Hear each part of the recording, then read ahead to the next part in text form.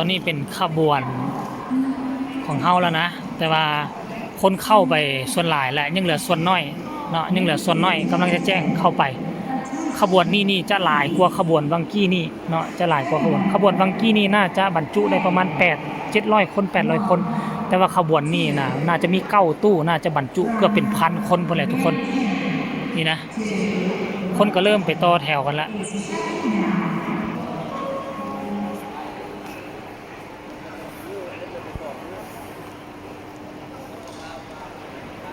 เห็นบ่ทุกคน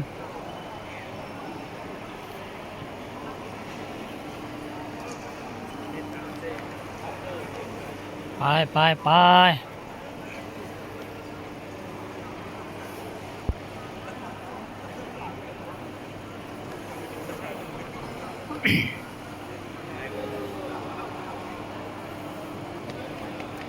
คนเข้าไปทางด้านในนี่ก็เครื่องลายอันอยู่นี่ส่วนน้อย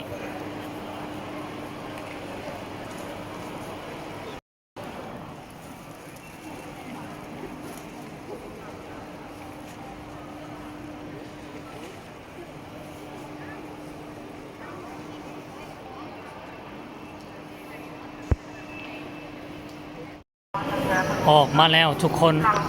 โอ้รถไฟนี่มันมาจอดเทียบคู่กันทุกคน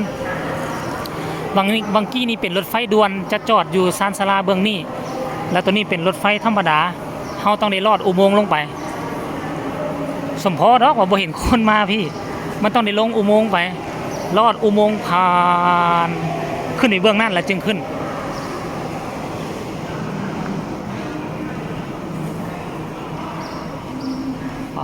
คนกันแย่ลงคันใดเรือน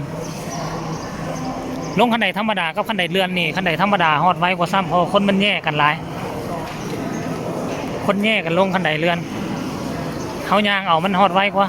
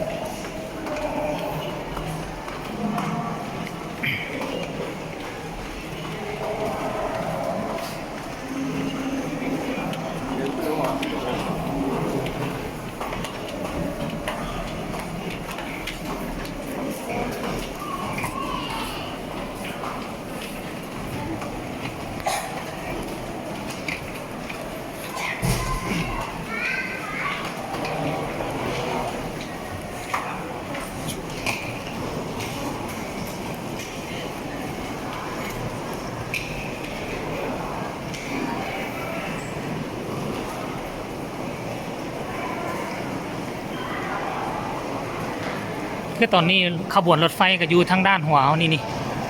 รางรถไฟอยู่ทางเทิงนี่เนาะ2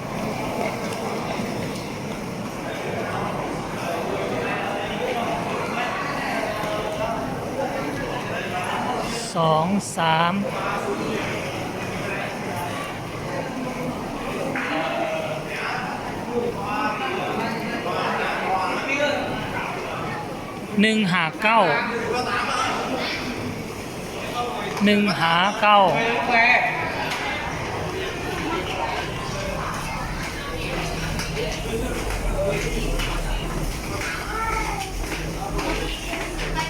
ขึ้นกระสูงทุกคนแต่ว่าพี่เฮาอยู่ตู้เบอร์ใดเขาจะบ่ฮู้เธอเด้จักเป็นตู้เบอร์ใดปะเฮายังบ่แน่ใจว่าตู้คันบ่แม่นเบอร์8กับเบอร์9นี่บ่หรือว่าเบอร์12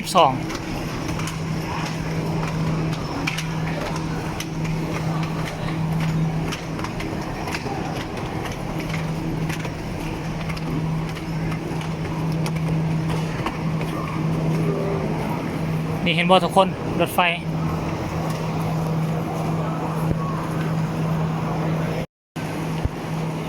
ตู้เบอร์8รถไฟมาจอดกันคู่เลยสีนี่ก็น่าจะไปจีนให้กันบ่ค่อยเห็นแต่ว่าตัวนี้เป็นรถไฟในประเทศ น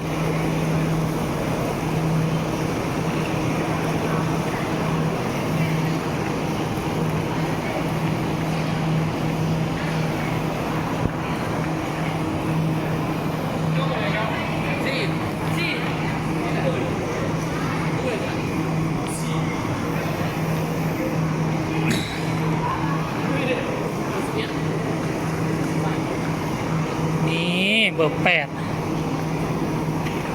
เที่ยวแรกแบบนี้บ่แออัดดอกก็คนหาก็เข้าไหม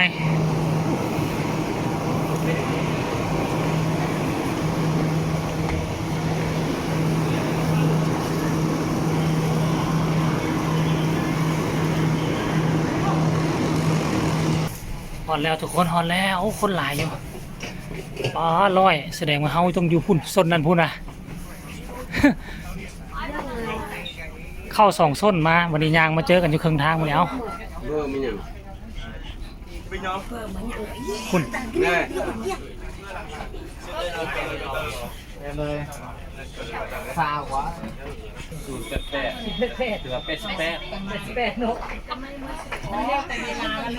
เรียบร้อยทุกคนได้นั่งหันหลังกับ นั่นแหละครับเท่ เออ บุคคลนี่หันหลังกลับไปทางนี้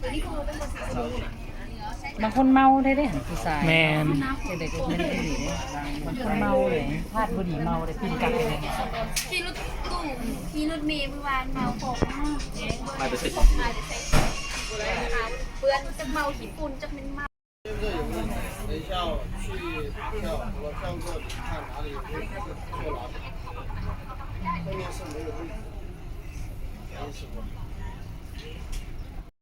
ออกมาแล้วฮอดหลวงพระบางทุกคนหลวงพระบางหลวงพระบาง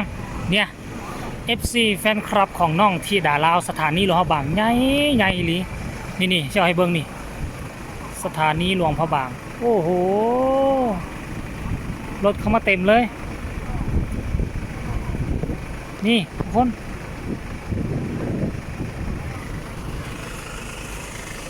นี่ดูทั้งด้านลุมนี่ก็มีตื้มบ่มองจอดรถนะถ้าผู้ใดมาหลวงพระบางแล้วบ่จำเป็นต้องได้ไปเหมารถจัมโบ้ตุกๆมาขึ้นรถคิวอยู่นี่คนละ40,000กีบเด้อไปในเมืองเด้อนี่นะคนออกมาหลายทุกคนมีลิฟต์แต่ว่าใส่บ่ได้อันนี้ลิฟต์ลงสถานีรถไฟหลวงพระบางนี่มันมี2สั้นเด้อสั้นลุมอยู่ทั้งด้านลุมสั้นลุมมันอยู่ตีนภูนะตีนภูตีนเข่าเห็นบ่นี่คนก็กำลังลงไปเห็นบ่โอ้สถานีหลวงพระบางหลวงพระบางฮอดแล้วทุกคนเนี่ยมึงคนออกมาเห็นบ่คนกำลังออกมาป่านหมดเลยหลายอีหลี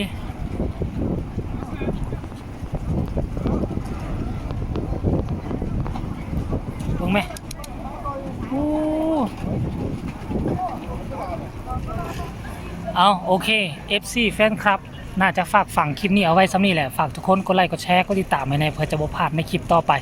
ที่สำคัญจะกดข้ามโฆษณาเด้อพบกันใหม่ในคลิปหน้าสำหรับคลิปนี้จะลงไปก่อนทางออกอยู่พูนแล้วก็เมืองอยู่พุ่นเมืองหลวงพระบาง